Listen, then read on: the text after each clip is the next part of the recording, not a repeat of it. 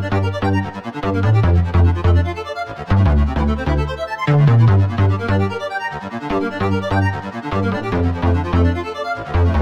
friends, the video you have seen has been trending in social media for the past few days, and this video has also created some controversy also. This is because the woman in this video you are seeing is a famous personality. As you heard it right, she is Prime Minister of Finland and her name is Sanna Marin. Why she is that much famous is because she is the youngest Prime Minister to be in office in any part of the world. She is the youngest Prime Minister in the world. And also there are many other women in the same country holding different portfolio in the ministries. This shows how much politically empowered the woman is from that country. So at the same time, the video had raised a debate that how she could do these type of things by holding a public office. She has replied or argued against this by saying that it is her private space. She has done all these activities. So this has sparked a debate on the ethical act. So this stands as an example for your case studies or some example to your ethics paper. So you must take note of this. So we must know that how a small photograph from our country can range a high spark in political controversy here. So on this backdrop, I invite you all to today's editorial and news analysis of vlearnias dated 20th August 2022. So let's begin the discussion. Let's look into what is the first news for today's discussion.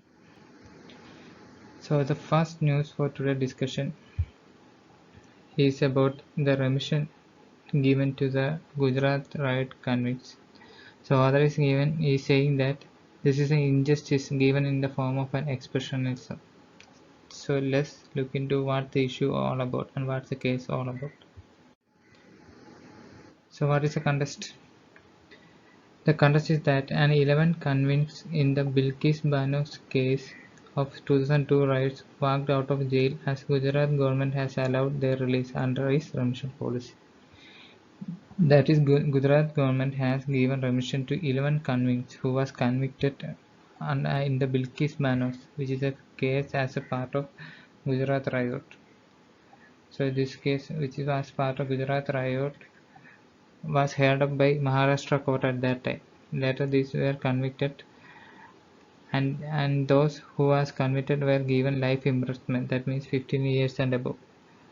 So after 15 years they were allowed to have a remission under the prison manual, but they were given this remission even before that 15 years. That sparks the controversy.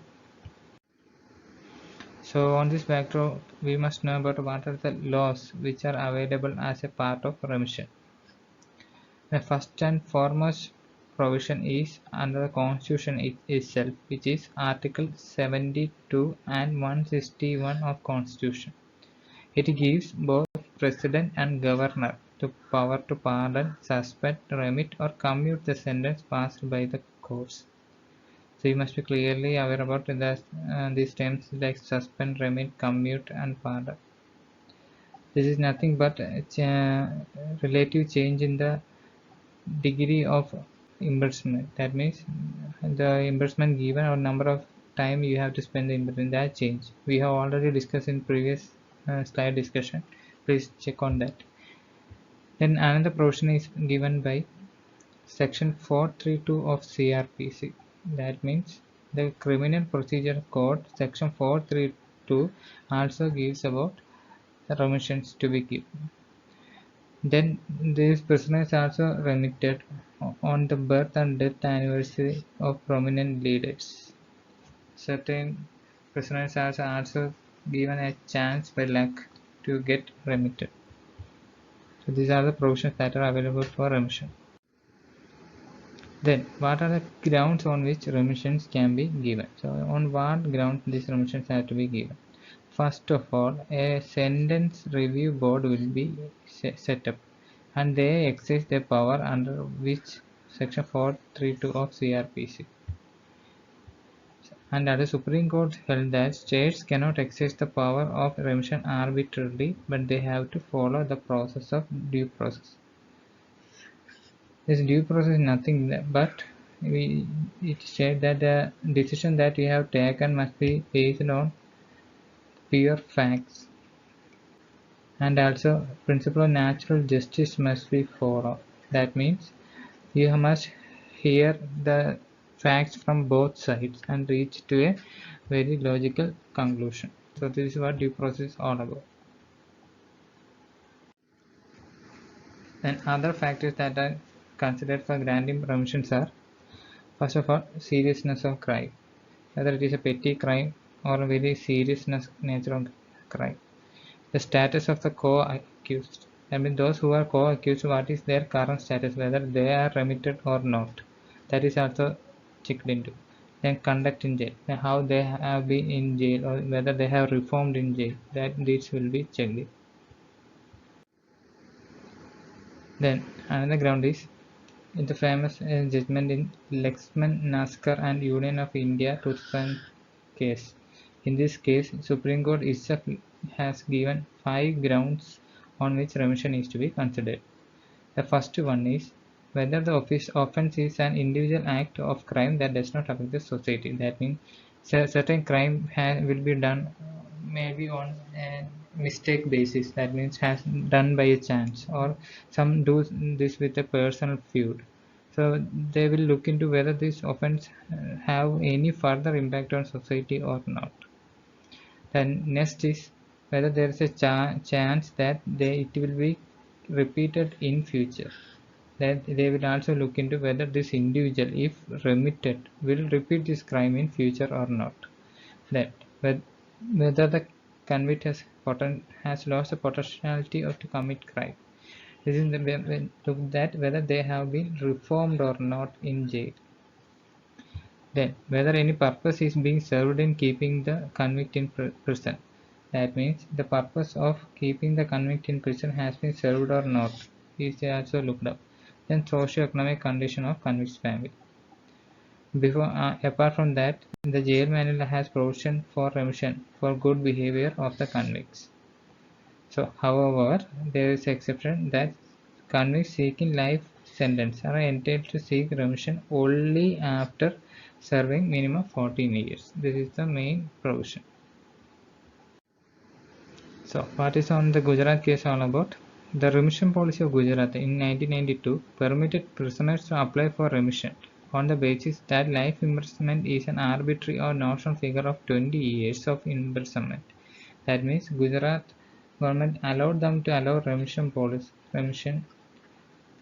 based on their policy that this life imprisonment is for 20 years. So already if they are given on this, they have to serve for 20 years for applying remission, which is against the prison manual provision, which I have already discussed in the previous slide. So they were given permission to apply for remission. Now look into what is this Bilkis Bano case. So this was a very very human right issue in the whole new media at that time. So the backdrop of this case was Gujarat. You already know that a Gujarat riot emerged after torching up Sabarmati train by certain people in February 2022. Sorry, 2002. So on the basis of this, a violence outbreak have occurred in Gujarat. So on the fear of this violence outbreak, then 5-month-year-old pregnant Bilkis Bano fled with her 3.5-year-old daughter and 15 other family members. But on the way, she was attacked by several other protesters and she was brutally raped and assaulted. Only Bilkis, a man and 3-year-old, survived in this attack. So it is a very grave crime that has been committed. So National Human Rights Commission suo motu took up the case. Later the investigation was taken up by CBI under Supreme Court order. So then what happened to this case? So Bilkis Bano later moved from Gujarat to Maharashtra in the fear of their life. So the case was taken up by Maharashtra court. In 2008, the CBI court sentenced 11 accused to life imprisonment and unlawful assembly under Indian Penal Code Act. While several others were not convicted, they were acquitted due to lack of evidence. And in 2019, Supreme Court awarded a compensation of 50 lakh to Bilkis. This was about the case findings and what happened in the case. And in 2017, the court upheld the conviction and life imprisonment of 11 people in the gang rape. This was status of the case still so far. Then the issue comes, even though such a grave crime has been committed, then how they should be given this conviction can be released now. So this is happened when one of the convicts approached Gujarat High Court under section 432 and 433 of Criminal Procedure Code (CRPC), then seeking that he already served around 14 years. Now he must be given a chance for remission. But the High Court of Gujarat declared that the Gujarat government is not the appropriate government. This is because the award was given by Maharashtra government when Bilkis Bano reached Maharashtra. So they have led a file in Maharashtra, and later they filed in Supreme Court also, pleading that they had been jailed for over 15 years. So the Supreme Court directed Gujarat government to look into the issue of remission of his sentence, following which the government formed a committee. The Supreme Court asked the Gujarat government to look into the case, and as a result they formed a committee to look into the case. And this committee rewarded remission to these 11 convicts in the case. This is which sparked the controversy so far. So why it is being criticized? So why such remission is being criticized? This is because it is against treating crimes as heinous. That means we consider that crime against these juveniles, infants and women is very heinous. But giving such a remission to these convicts which are convicted in such a case will give a precedent that these crimes are not heinous. They will get a chance in future to move out. So this will set an example like that. So second is no premature release. So Criminal Procedure Code clearly states that there will not be any premature release for the convicts for life imprisonment. This is also against that provision. And political consideration. Any decision or remission should be linked to convicts' expression of regret and some promise of reform. So we must give remission on the fact that the person who is convicted has reformed and he has a regret for the crime he carried out. So it will be unjustified if there is any political consideration backing up the remission. So this is all about news regarding this remission. So recently several questions has been changing in UPSC prelims. 2 years back they have asked about bail clause and how, on what provision bail will be given. Likewise, questions are very much changing, becoming so dynamic. So this remission, which is in news for quite few days, can be asked in future about the grounds on which remission can be given, like that. So now let's look into the next news. And next news is about a small case study about a small village which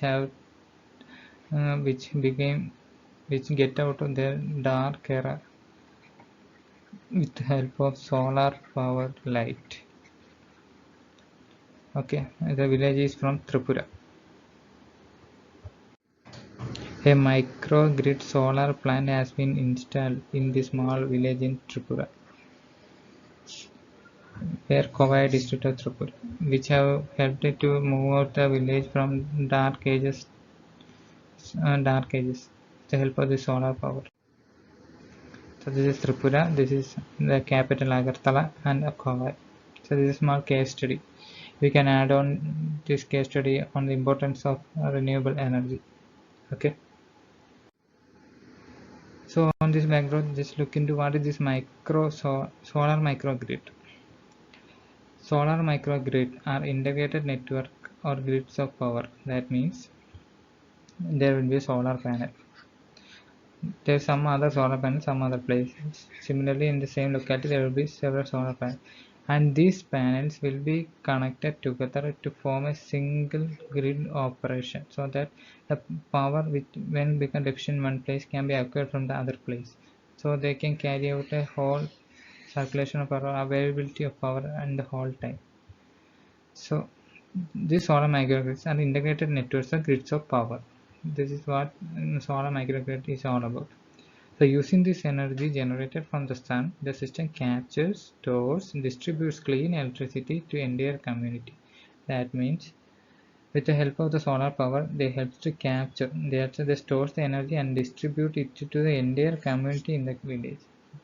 So it is like a renewable energy and a sustainable source of energy. Okay. So this is a picture of how the solar power works.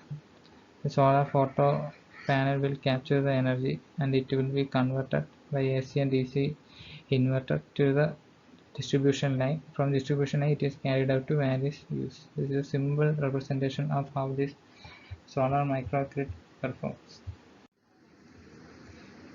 So now let us look into where at what location the solar microgrid can be used. It is broadly seen as viable and robust in the solution for rural electrification around the world.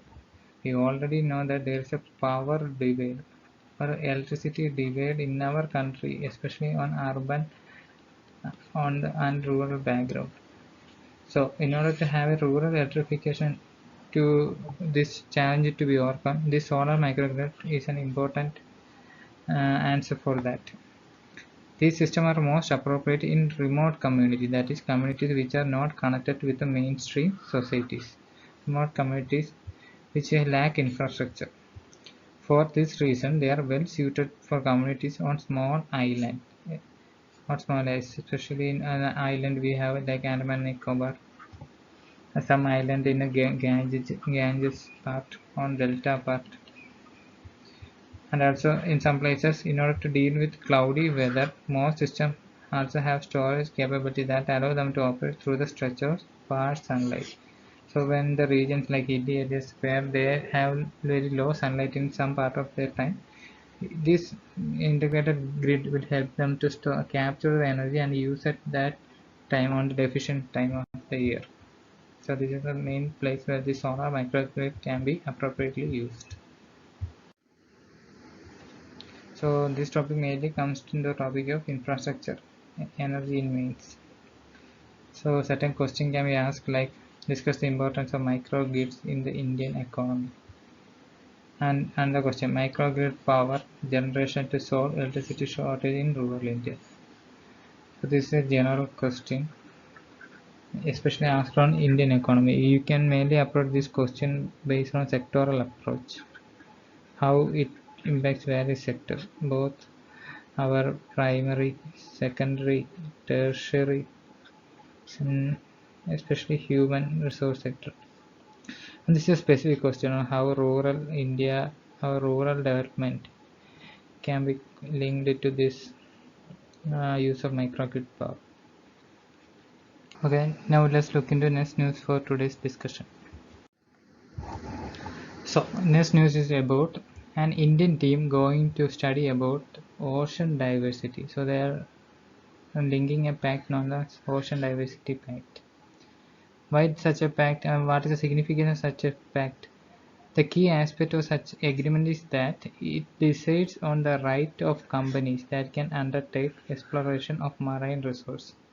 So it lays down the what are the rights of companies on exploiting various marine resources. Okay.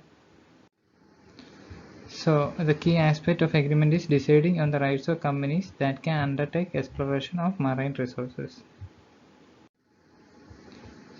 So what are the different type of activities that are focused for mining the seas?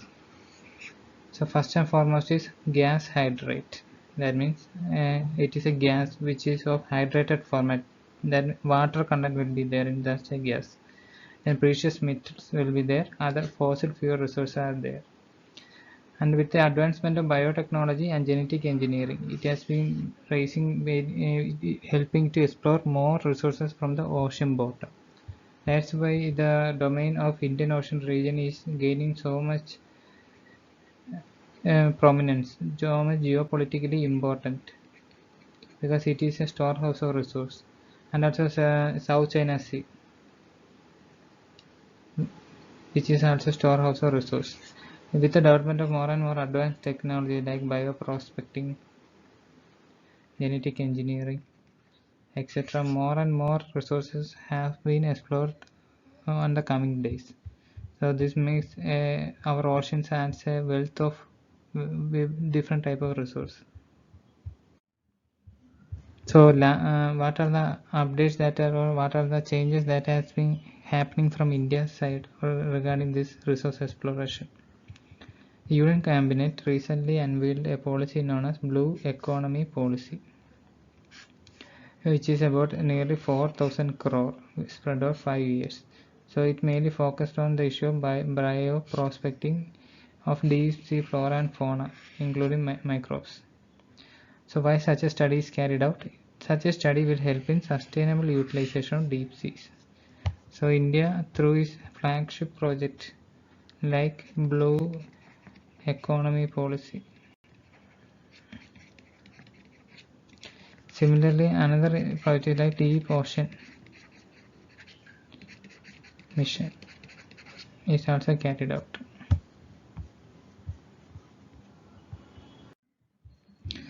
Then now we look into the importance or significance of different ocean resources in the Indian Ocean region. So we know that our country has a unique position to be a peninsula in the Indian Ocean region.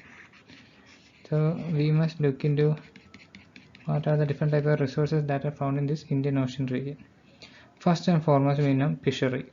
A marine fisheries wealth around 4.4 million metric tons of harvestable potential is available in Indian Ocean region.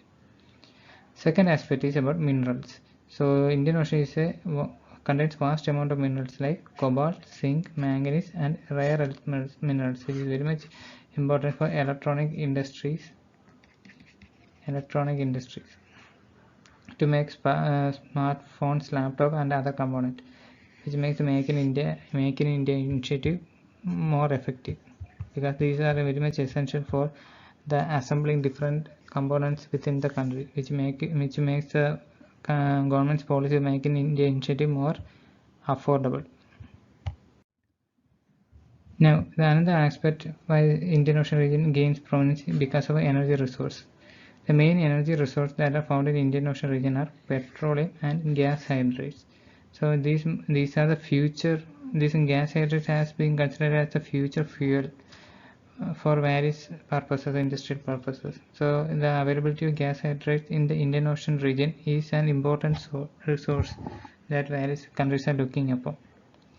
Then salts deposit. So seawater always contains economically useful salts, especially gypsum. Gypsum we already know has an industrial application. And another important aspect is manganese nodules and crust. These manganese nodules contain significant concentration of manganese, iron, copper, nickel, and cobalt. That means in the ocean bottom you will see nodules like this. Several deposits will be there which contains manganese, copper, nickel, cobalt, which all are important for industrial application. Then sustainable development. The marine resources is backbone for India's economy, or our target for a 5 trillion economy by 2022. So utilizing these vast resources has a great potential of boosting economic growth and very much essential for our sustainable development objective also. Employment generation. Developing this blue economy can provide jobs and improve livelihood to many. For example, fishery resource exploitation can provide livelihood to many. Food security. Food security is an important aspect when we consider the blue economy policy, especially in the way it will help in reducing malnutrition and is a source of protein to many population around the coastline and also on the hinterland of that.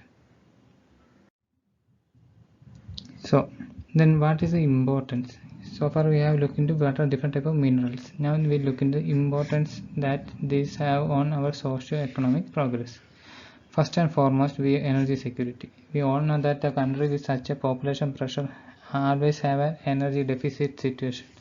So trapping these energy resources from the ocean itself can provide some source of energy, especially the gas hydrates.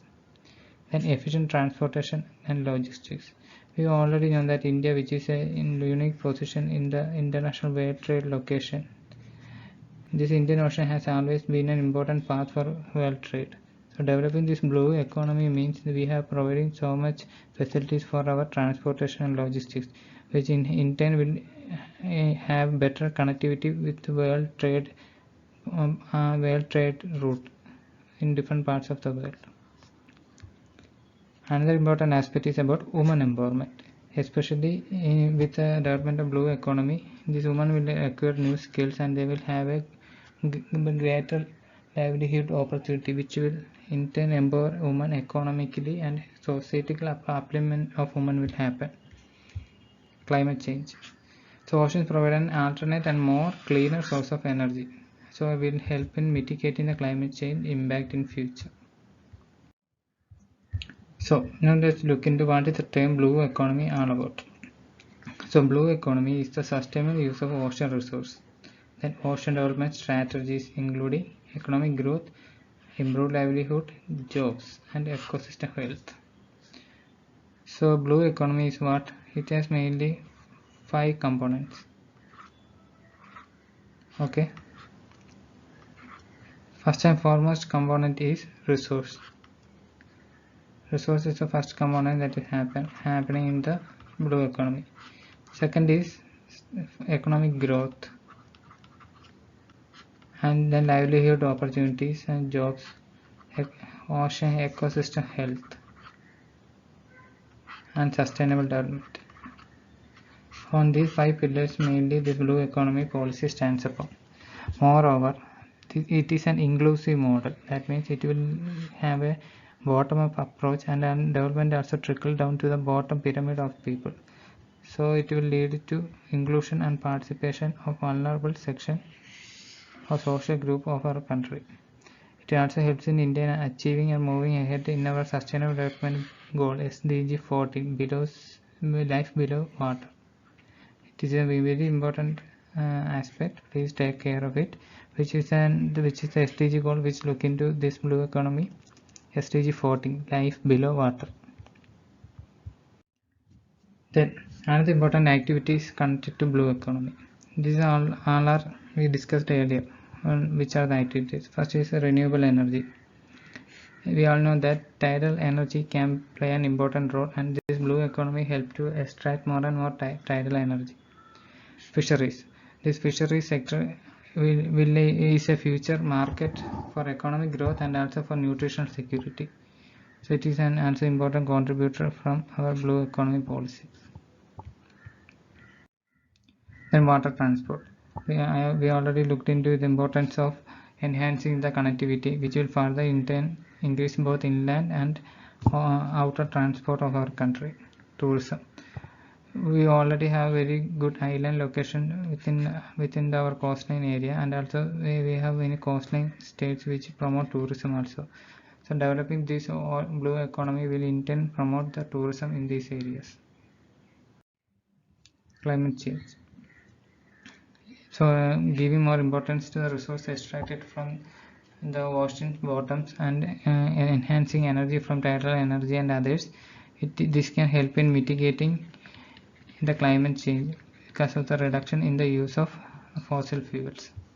Waste management. 80% of the litter in oceans is due to land-based resources. So better waste management can help in reviving deterring ocean health. We already know that when high tide or something occurs, this ocean itself dumps this waste into the coastline. So whatever we dump into this coastline, we also dumped back by the oceans during high tide times. So this small slide I am giving about some important or potential facts regarding to oceans. So worldwide ocean economy is valued around 1.5 trillion per year. So it is a very global market focused economy. 80% of the global trade by volume is carried by sea. 350 million jobs are given by fisheries. And by 2025 it estimates that 34% of crude oil production will come from offshore fields. Aquaculture is also fastest growing food sector for human consumption. This is the significance of having focus on oceans. Now look into the important legal aspect in the maritime region. So according to United Nations Conventions on Laws of Sea of 1982, this is a convention on laws of sea, which is also known as Law of Sea. It divides marine areas, that means the area of the ocean water or marine area, into 5 main zones. These are namely internal water, territorial water, contiguous zone, exclusive economic zone, and high seas. In significance of UN clause, this is an important legal provision in exam, because this is the only provision that take into consideration of oceans, health, and everything, and which is also very much in news every time. So it is only international convention which stipulates a framework for state jurisdiction in maritime space. So it is the only international convention, and it provides different legal status to different maritime zones. So why it is important? It gives a backbone for offshore governance by coastal states. Past year also UPSC asked about this question. What is the importance of governance to the coastal states, on what treaty it is carried out? So please take note of this. So offshore governance by coastal states, those navigating the oceans. Recently there was an issue of Italian naval ship firing on Kerala fishermen, and issue was taken up for International Court of Justice also. So on this shows how much important this ocean governance is, very much important, because it can have an impact on bilateral relationship of various countries. So this is a small picture about the ocean governance. First is inland waters, national airspace. So territorial water is up to how much? 12 nautical miles. At the center, contiguous zone is around 24 nautical miles from the baseline, and the exclusive economic zone is about 200 nautical miles from baseline. So this is the baseline, and this is the continental shelf. So this continental shelf is nothing but the extent of our continent below the water. So how much it is extended, and this is known as continental shelf. So this exclusive economic zone is around 200 nautical miles from the baseline. So please take note of it. So now let's look into various maritime zone. So baseline, it is a low water line along the coast as officially recognized by coastal state. So it is not recognized by the central government something, but by the coastal state. So it is a low water line. Then internal water. Internal water is the water on the landward side of baseline. That means if this is baseline, then how much water can reach up to the landward? As a tide, how much it can lead up to the landward? This is known as internal water. So each coastal state have full sovereignty of its internal water as like its land territory. It includes bays, ports, inlet, rivers, and even lakes. So these are mainly the internal water territory where states have important power. So there is no right of innocent passage through the internal water. So what this innocent passage refer to? Passing through the water which are not prejudicial to peace and security. That means any other foreigner entering to these waters have to take permission from the coastal state. So such a permission is known as innocent passage. So another important zone is about territorial sea. So it is a sea where territorial sea extends up to 12 nautical miles from its baseline. So a nautical mile is nothing, the distance that is traveled at 1 minute latitude. That means in latitude, so when Earth rotates this on 1 minute of this latitude line, how much distance travels on the circumference of the earth is on the land is measured as nautical miles. So coastal states have sovereignty and jurisdiction of territorial sea also. It is very much important. This right extends not only on the surface but also to seabed, subsoil and even airspace. That means if this territorial sea is up to 12 nautical miles, then this seabed, this sea water and even the airspace is also under the sovereign control of the coastal states. Then what is contiguous zone? It is a seabed up to 24 nautical miles from the baseline. So 24 nautical miles from the baseline, and it is an intermediary zone between territorial sea and high sea. So between this territorial sea and the open sea where all nations have jurisdiction, this intermediate zone is known as contiguous zone. The contiguous zone only gives jurisdiction to a state on the ocean surface. It does not provide air and space right. That is the main difference between territorial sea and contiguous zone. It does not provide any sovereignty over air and space right. Okay. Then comes exclusive economic zone, which is an important maritime zone. So it is adjacent to the territorial sea and extends up to seaward to 200 nautical miles from its baseline. This exclusive economic zone a coastal state has. So on this exclusive economic zone, a coastal state have the following powers. They have sovereign right for what? For exploring, exploiting, conserving and managing natural resources. So whether living or non-living of the seabed and subsoil. Then right to carry out activities like production of energy from the water, current and wind. Unlike the territorial and contiguous zone, the exclusive economic zone only allows for the above mentioned resource right. It does not give coastal states the right to prohibit or limit the freedom of navigation or overflight, subject to very limited exceptions. That means in EEZ they are only permitted. That means coastal states are only permitted, but they have no power of prohibition. They have no power of prohibition. This is the main difference. They have sovereign rights over these resources. They have rights to carry out these activities, but they have no right to prohibit other states from doing certain things in this area. Okay. Then high seas. The ocean surface and water column beyond exclusive economic zone is referred as high seas.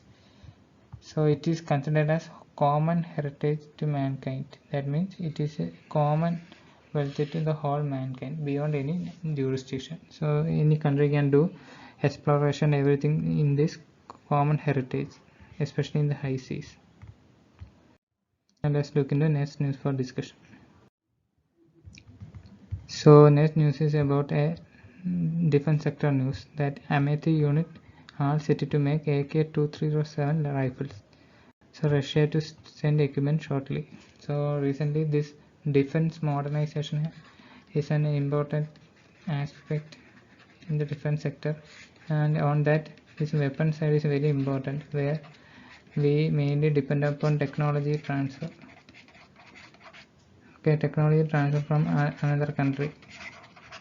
So recently from Russia, this AK-203 rifle has been used up for equipment safety.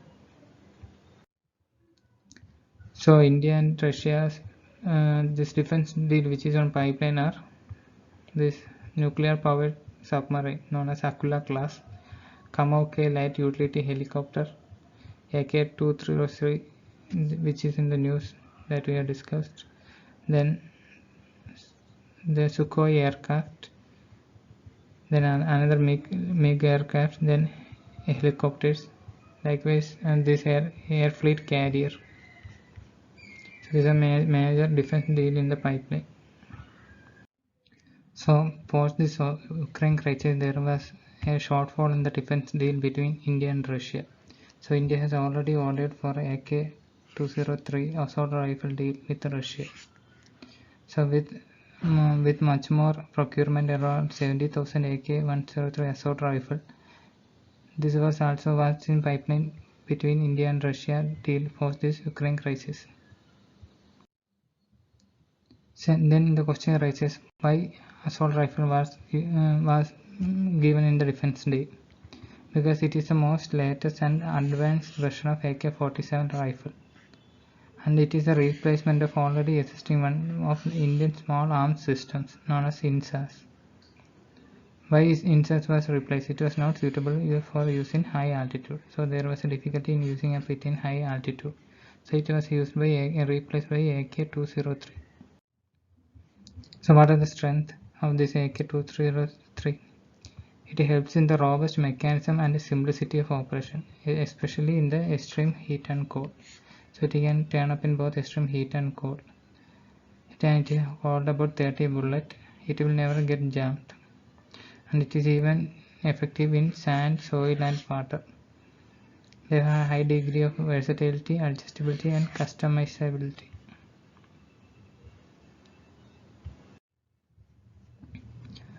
So India and Russia also signed a deal of manufacturing about 7.5 lakh of this AK-203 rifle in Uttar Pradesh. So which is an intergovernment agreement which helps in defense deal, especially promoting Make in India program. That means Make in India defense program. So ordnance factory from the both countries have agreed this deal. So it is one of the most important trade deal post supersonic BrahMos cruise missile deal in India. Okay. So next the article is about person with disabilities. A teacher with disabilities wins discrimination case in Supreme Court. So it is in Rajasthan, where Rajasthan government decision to demote him in return for transfer him to his hometown won his case in Supreme Court, which it declared that marginalization of disabled as a human right issue. So majority in our public sector there is a huge discrimination to the disabled people. So Supreme Court had declared that this marginalization of disabled is a human right issue. So next news is about Meghalaya coal mine. Especially this Meghalaya region is very notorious for its coal mining. So every year there will be a lot of death reported in this coal mining. So such illegal mines have been there and a lot of lives has been lost due to this mining. So recently National Green Tribunal has banned this hazardous rat hole mining in Meghalaya. So this is a picture of the rat hole mine in Meghalaya. Okay.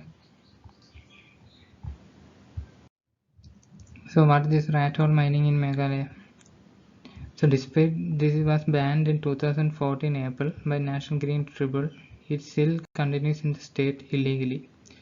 So rat hole mining started in 1980s, which at that time poisoned 3 rivers in Jaintia Hills, known as Lunar, Luka and Minthu. So this is an important point for a prelims map pointer, where these rivers are from. This Minthu, Luna and Luka, these are important rivers of Meghalaya, especially in the Jaintia Hills. So scientists in the Northeastern Hill University have found that these rivers have very high acidic levels. This is mainly because the acid which get drained from these mines into these rivers later lead to water pollution, and it is also affect the life of people who depend upon these rivers. Life of people who depend upon the rivers for their livelihood. Okay. So coal mine owners have been hiring best legal brains to argue for them the highest court. They say that rat hole mining should continue because no other form of mining is viable. They say this because you know that Meghalaya region is a hilly region. So any type of other mining will destabilize the slope and will lead to landslides and another issues. So they argue in the court that this rat hole mining is the only viable solution for that. So they are arguing in this National Green Tribunal ban should be lifted on this rat hole mining at any cost. So especially the industries like cement industry, and there is a cement industry known as Lafarge mines limestone from Meghalaya's East Khasi Hill District. Supreme Court placed a heavy penalty on this Lafarge company for mining this from these mines, rathole mining from Meghalaya. And also this is completely disregarded to the corporate social responsibility. That means any corporate should be responsible to undertake mining and undertaking mining to enhance the livelihood of tribals in that area. So corporate social responsibilities also should be taken care of. So what should be the way forward? First and foremost way forward is waste treatment.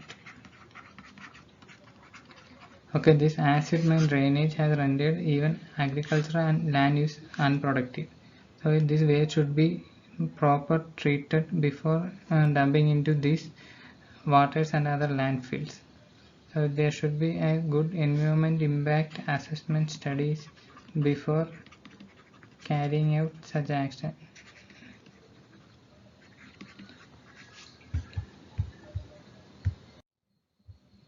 On this background, let's look into what about National Green Tribunal. It is a specialist body under National Green Tribunal Act 2010. So it is not a constitutional body, but it is a statutory body which takes for effective and expeditious disposal of cases related to environmental protection and conservation. So India, with the establishment of National Green Tribunal, India is the only third country after Australia and New Zealand to have a tribunal especially for environmental jurisdiction. So it is mandatory disposal application within 6 months of his hearing. So within 6 months of his hearing, it is mandated to reach a judgment. So his principal bench is in New Delhi, and there are regional benches in Pune, Kolkata and Chennai. So this is a snippet on facts about NGT. NGT was established in 2010. Headquarters in New Delhi. So is NGT a constitutional body? It is a specialized judicial body under NGT Act 2010. Can the decision of NGT be challenged? Yes, it can be challenged on Supreme Court within 90 days. So this is all about for today's discussion. Hope you enjoyed it. Please subscribe our channel for the future update. Thank you.